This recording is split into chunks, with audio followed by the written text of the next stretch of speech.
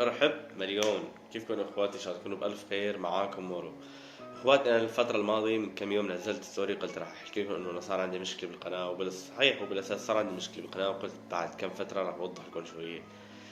الصراحة انا صار عندي مشكلة بالقناة. مرة من احد المرات انا وعم بنزل فيديو، نشرت فيديو نزلته على القناة بس ولكن ما اشتغل ابدا. يعني نزل تحمل فيديو ومعالجته، وبتعرف انت في بعد التحميل بيجي المعالجة وكذلك الامر، وعالجته بس ولكن ما اشتغل فيديو، وحتى عند كل اللي وصلوا اشعار ما اشتغل فيديو نهائيا. بعدين اضطريت اني احذف الفيديو من القناة تماما، وارجع اعيد تحميله من اول وجديد. وحملته كذلك الامر، ضل حوالي بجلس ساعة ساعة ونص، او وصل بعدين للاربع خمس ساعات حتى اشتغل. ضليت انا نشره على القناة 4 ساعات لحتى اشتغل. هو المفروض من اول ما يصير المحتوى من صار منشور على القناة لازم مباشرة يشتغل. انا ضل تقريبا 4 ساعات 5 ساعات لاشتغل. بعد كم يوم لاحظت انا من فترة، أنا قبل ما احمله كنت منزل ستوري عن فلسطين وعن شهداء فلسطين والله يرحمهم طبعا، وعن القصص هاي. بعد اجاني اشعار من اليوتيوب، انا ما قريت الصراحه، ما توقعت انه يكون الاشعار يعني يكون انه له داعي. توقعته مثل باقي اي اشعار بيجينا من يوتيوب، ما قريته للصراحه. بعد هالستوري صرت انزل دائما فيديوهاتي ما تشتغل، فيديوهاتي ما تجيب مشاهدات. في بعض الفيديوهات ما المشتركين ما يوصل الاشعار انه انا نزلت فيديو. صار مشكلة كبيرة في القناة، ولحد الآن لحد اللحظة أنا ما بعرف إذا هاي الستوري رح تنتشر أو رح يصير شيء. ما بعرف إذا رح يصير توصل للمشتركين عندي أو ما المشتركين. إذا نزلت ستوري ممكن، لأن بتعرف أحيانا الستوري بتطلع للمشترك والمو مشترك طبعا.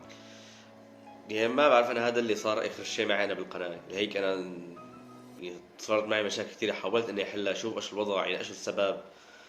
ما راح المشكله راح لعند الاشعار، ما عرف قريت، وانا انتبهت انه جاني اشعار من يوتيوب بس ما انتبهت، ما توقعت انه يكون مثلا ممكن شيء صوت. كنت عم بحكي انه عن شهداء فلسطين وعن شهداء غزه ومن هالقصص هاي طبعا، بس ما توقعت انه يكون انه الشيء راح ياثر على القناه طبعا.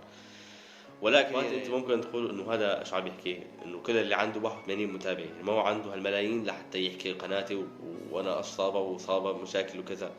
اخواتي بس لتوضح لكم قصه، انا عندي ال 81 متابع بمثابة ال 81,000، بمثابة ال 800,000 متابع.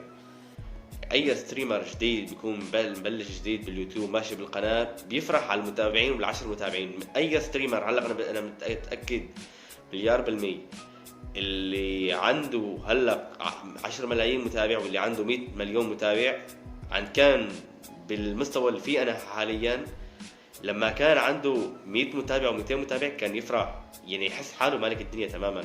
وانا هذا اللي صار فيني، يعني انا عندي الواحد مني تابع في مبسوط فيهم خير الله، وكثير مبسوط فيهم، وعندي اياهم في الدنيا كلها.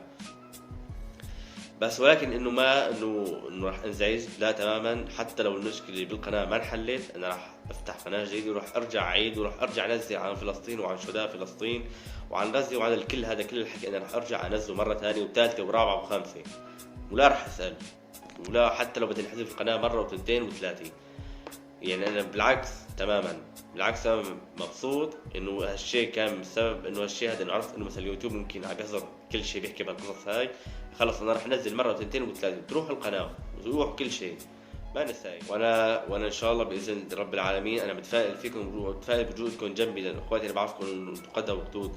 رح أرجع أفتح قناة ثانية وثالثة في حال ما انحلت المشكلة بالقناة. المشاهدات ما تحركت تمام أبدا، المشاهدات ضلت نفسها، الفيديو ما عم ينتشر، في بعض الفيديوهات تعلق ما تشتغل، انضرب القناة أكلت ضربة ماكنة. والحمد لله على كل حال، الحمد لله رب العالمين. أنا ما بقول يعني ما بحسن قول غير الحمد لله رب العالمين.